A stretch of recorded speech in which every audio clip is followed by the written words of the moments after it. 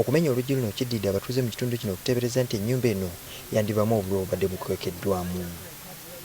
Ennyumba eno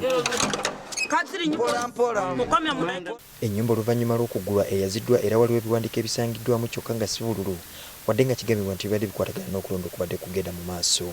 Wabula kino abamu ku batuuze bakiwakanyizza wadde nga bagezezzaako okubawooyawooya.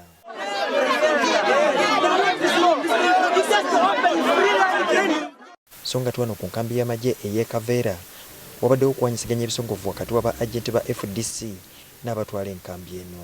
FDC esaze okugaana ebinava mu kulonda okunava ku polling station eno ya Kaveera oluvannyuma lw'amagye okugaana aba agenti baabwe okuyingira okulaba ebigenda mu maaso. Kiteeberezebwa nti wano wandibawo obululu obwadde bwaleeteddwawo nga bamaze dda okutikkingibwa. I came to deploy my agents, 2 of them, Major Varamira and his crew. No one has blocked you. They have blocked me. They blocked me. He's the one who blocked me. No one has stopped you as a member of parliament of this area to enter here.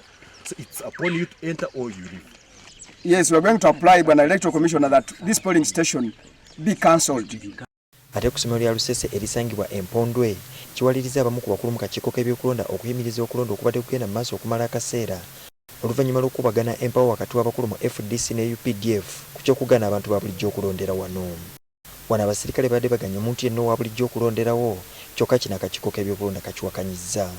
No preventing of anybody who is coming to vote because this is not barracks. Yesalamu Musumba ayogeredde poliisi ebisongovu oluvannyuma lw'okumugaana okulabamu ku bavubuka ba FDC abakwatiddwa olunaku lw'eggulo nga ne kati bakyali mu nkomyo. Naye nabadde ntegese nti ku ssaawa entuufu nja kujja ndaba abantu baffe bwe baasibye omuli Sadiq Amin, Kisekwa Robert, Joseph Kamara, Mulero ne Nasif Wanali. So kakati wano ntudde wano nga nninda kulaba bantu abo naye tebali mu biwandiiko bya poliisi. Baganye okubandagako n'akatono naye ng'akimanyi nti bali omwo. So they are under detention. Detention for more than 24 hours.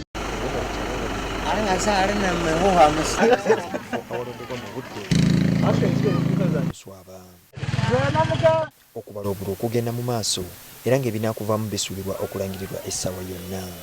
Julius Senkandwa, NTV.